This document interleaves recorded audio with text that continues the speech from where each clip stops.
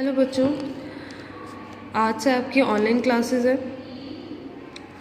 तो जो हमने कल तक किया था ऑफलाइन क्लास में, आई होप सबको आता होगा। लेकिन जो मैंने कल लास्ट टॉपिक कराया था, जिसके अंदर आपको square root of 2, square root of 3 and 5 को आपने प्राइम, जितने भी प्राइम नंबर के स्क्वायर रूट है उनको आपने इरेशनल प्रूफ करना है, राइट। मैंने कल आपको रूट 2 का करवाया था कि how to prove root 2 as irrational number. आपके पास वो कोई इन्फॉर्मेशन नहीं है, आपको क्वेश्चन दे देंगे प्रूव शो दैट या फिर prove that root 2 is irrational number, that's it. या फिर बोलेंगे कि prove that root 3 is irrational number, या फिर और भी क्वेश्चन होंगे जो मैं आगे बताऊंगी। तो इसके लिए आपको क्या करना होता है, कल मैंने आपको कराया था रूट 2। किसी बच्चे ने ध्यान से देखा होगा तो उसको आ गया होगा, बट जिसने नहीं देखा, जिसको नहीं आया, उसके लिए मैं दोबारा करवा रही हूँ। तो ये कंसेप्ट मैंने जल्दी जल्दी में कराया था कल, तो आज मैं आपको अच्छे से कराती हूँ। जैसे कल मैंने आपको रूट 2 का कराया था, आज मैं आपको कराऊँगी रूट 3 का, ठीक है। तो आपको क्या शो करना है, show that root 3 is irrational number. आपके पास और कोई इन्फॉर्मेशन नहीं है, दैट्स इट। इसका मतलब ये नहीं है कि आपने प्रूव करना है रूट 3 का, आपने 3 का स्क्वायर रूट निकाला, वो आपका डेसिमल में आएगा, नेवर एंडिंग, नॉन टर्मिनेटिंग, सो वो इरेशनल हो गया। नो, आपने इस तरीके से डिवाइड करके नहीं करना, आपको विद कंसेप्ट करना है। कुछ स्टेप्स हैं, वो स्टेप्स आपके लिए बहुत ज़रूरी है। वो स्टेप आपका चाहे रूट 3 हो, चाहे रूट 2 हो, चाहे रूट 5 हो, इस चीज़ में हर जगह पे यूज़ होगा आपका, ठीक है। तो इसी तरीके से आपने रूट 3 करना है, रूट 5 करना है। जो कंसेप्ट है वो उसको ध्यान रखना। और ये क्वेश्चन बोर्ड पर्पस के लिए बहुत ही ज़्यादा इंपॉर्टेंट है। अगर ये क्वेश्चन आपको आएगा तो अगर आप ये क्वेश्चन नहीं कर पाएंगे तो शायद आप अपने 3 या फिर 4 नंबर गवा बैठेंगे। इसलिए ये क्वेश्चन ज़रा ध्यान से कर लीजिएगा, क्योंकि कुछ पर्टिकुलर स्टेप्स हैं, उनसे आपके एटलीस्ट 3 नंबर तो है फिक्स, ये ज़रूर आते हैं क्वेश्चंस, ओके। तो जैसे क्वेश्चन नंबर, जब मैंने ये क्वेश्चन आपको कहा है, जैसे रूट 3 इज़ इरेशनल नंबर आपको प्रूव करना है, तो सबसे पहला स्टेप क्या है? सबसे पहला आपका स्टेप है कि आपको जो चीज़ प्रूव करने के लिए बोली है उसके कॉन्ट्रारी में, यानी कि उसके कंट्राडिक्शन में, उसका ऑपोजिट आपको अज्यूम करना है। जैसे आपको प्रूव करना है रूट 3 इज़ इरेशनल, तो आपने क्या अज्यूम करना है? Let's assume that root 3 is rational number, okay. It means क्या कि रूट 3 किसकी फॉर्म में है? Root 3 is in the form of p by Q.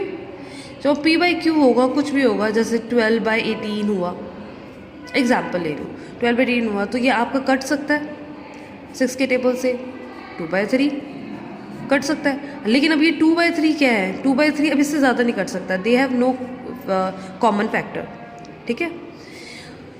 तो आपका जैसे root 3 is equal to p by q की फॉर्म में है, तो फिर इसका मतलब क्या है कि अगर मैं इसको ये कह सकती हूँ कि अगर हम इस p को और q को काटेंगे तो ये a बाई बी की फॉर्म में आ जाएगा, ठीक है।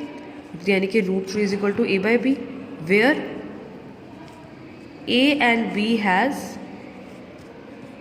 नो मोर को फैक्टर्स, यानी कि कोई कॉमन फैक्टर्स नहीं है इनके, ठीक है। तो यानी कि root 3 is equal to a by b, इससे ज़्यादा a बाई बी कट नहीं सकता, कोई को फैक्टर नहीं है। को फैक्टर इन द सेंस कि दोनों एक टेबल में, किसी एक टेबल में नहीं आते, जैसे 2/3 एक टेबल में नहीं आते, ठीक है। तो इसी तरीके से आपने क्या किया, रूट 3 यहीं पे है, b आपका इसके साथ मल्टीप्लाई में चला गया a। अब आपने क्या करना है? Squaring both side. एक एक स्टेप को आपने ध्यान से समझना है, बहुत ज़्यादा ज़रूरी है। स्क्वायरिंग बोथ साइड किया तो आपने रूट 3 और b का होल स्क्वायर, a का स्क्वायर, तो आपका क्या बन गया? रूट 3 का square 3 into b square is equal to a square. जब आप b स्क्वायर को यहीं पे रहने दोगे, जो 3 मल्टीप्लाई में है वो यहाँ पे जाके क्या हो जाएगा? 3। इसका क्या मतलब है? इसका मतलब क्या है? इसका मतलब है कि 3 हमारे a को डिवाइड कर रहा है, a स्क्वायर को डिवाइड कर रहा है, a स्क्वायर है, राइट। हमारा जो 3 डिवाइड कर रहा है a स्क्वायर को, कैसे? अब ये कंसेप्ट में बताते हैं। अब 3 डिवाइड कर रहा है a स्क्वायर को, इट मीन्स क्या कि 3 डिवाइड करेगा a को भी, राइट। अगर a स्क्वायर को डिवाइड कर रहा है तो 3 a को भी डिवाइड करेगा। जैसे कि मान लो 81 को 3 डिवाइड कर रहा है 81 किसका स्क्वायर होता है? 9 का स्क्वायर इज बाय 3। अगर ये 9 के स्क्वायर को डिवाइड कर रहा है तो 9 को भी तो डिवाइड करेगा 3, राइट। अब मैं 2 के एग्जाम्पल में लेती हूँ। जैसे अगर 36 36 को 2 डिवाइड कर रहा है 36 यानी कि 6 के स्क्वायर को 2, 6 के स्क्वायर को 2 डिवाइड कर रहा है, तो 6 के स्क्वायर को 2 डिवाइड कर रहा है तो 6 को भी तो 2 डिवाइड कर रहा है। यानी कि अगर किसी भी नंबर के स्क्वायर को अगर कोई नंबर डिवाइड कर रहा है तो उसके नॉन स्क्वायर को भी तो वो डिवाइड करेगा। तो जब हमने यहाँ पे देखा b square is equal to a square by 3, it means कि 3 जो है हमारा ए स्क्वायर को डिवाइड कर रहा है, इट इम्प्लाइज कि 3 डिवाइड कर रहा है ए को, राइट। चलो ये हमने लिख लिया कि 3 डिवाइड्स ए। 3 डिवाइड्स ए का मतलब क्या है कि ए का कोई ना कोई फैक्टर है जो ए की फॉर्म में होगा और उसके साथ कोई भी मल्टीप्लाई होगा, उसको हम मान लेते हैं सी, कोई भी फैक्टर, वी डोंट केयर कि क्या चीज़ होगी। जैसे कि मैंने यहाँ पे आपको बताया, जैसे ये 9 का कोई भी फैक्टर होगा वो 3 × 3 जैसे है, फैक्टर तो है ना यहाँ पे 3 का भी, तभी तो 3 से 3 कट रहा है। अब जैसे 6 स्क्वायर को 2 डिवाइड कर रहा है, इसका क्या मतलब है, 6 स्क्वायर यानी कि 36 यानी कि 6 × 6 यानी कि 2 × 2 × 3 × 3, तो 2 फैक्टर तो है ना, तभी तो कटेगा। उसके अलावा ये जो चीज़ है चाहे जो भी हो, अब 6 को डिवाइड कर रहा है 2, 6 को डिवाइड करते तो मतलब क्या मतलब है 2 × 3, यानी कि कहीं ना कहीं 2 फैक्टर होगा तभी तो 2 डिवाइड कर रहा है। इट मीन्स हम 6 को क्या लिख सकते हैं 2 × 3। ऐसे ही अगर a को डिवाइड कर रहा है 3, इसका मतलब क्या है कि a के अंदर कोई ना कोई 3 फैक्टर है, तो a इज इक्वल टू 3 × और ये c क्या है, c कुछ भी, ये 3 हो गया, 2 × 3 × 3 हो गया, या कुछ भी हो गया, ये हमारा c है, where c is any natural number. ठीक है, तो is a is equal to 3c। अब आपने क्या करना है, ये आपकी इक्वेशन बनी थी 1, आपको इसको क्या करना है, पुट इन इक्वेशन 1। इक्वेशन 1 में पुट किया तो b square is equal to a square की जगह आप क्या लिखोगे 3c का स्क्वायर, 3c का होल स्क्वायर। याद रखना हमने a निकाला है, a is equal to 3c, but यहाँ पे हमारा a स्क्वायर है, तो ये आपका क्या है 3 का square 9, c square by 3 b square is equal to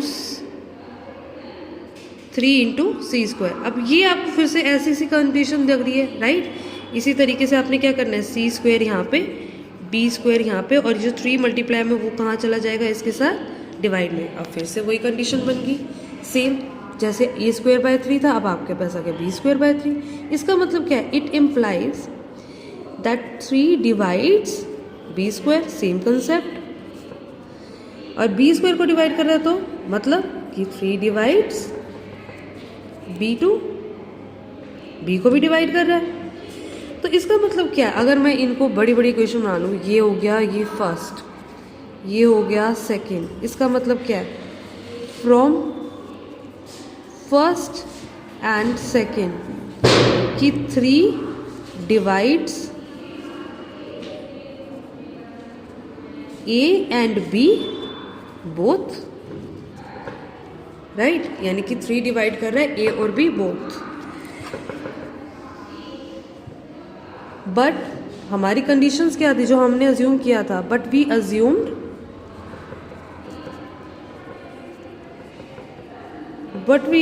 what, क्या हमने अज्यूम किया था, a and b has no common factor, कि और हमारे कोई कॉमन फैक्टर ही नहीं है, क्योंकि हमने ये कहा था कि ये 2/3 की फॉर्म में हो गया अब, right, where a has no more cofactors. तो यहाँ पे क्या हो गया, लेकिन हमने तो ये निकाल लिया कि 3 divides a and b both. तो इसका मतलब क्या है कि a और b का को-फैक्टर है 3, यानी कि b में भी 3 आ रहा है और a में भी 3 आ रहा है। हमने कंडीशन तो कुछ और बोली थी, but we assume that a and b has no common factor, therefore our assumption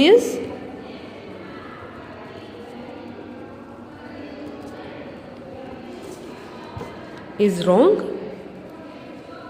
therefore √3 cannot be rational। अब एक आखिरी लाइन लिखोगे, therefore √3 is irrational, hence proved। Okay बच्चों, अब सेम तरीके के क्वेश्चन होते हैं, अगर इसके अंदर आप √3 को करना है तो √5 को भी कर सकते हो।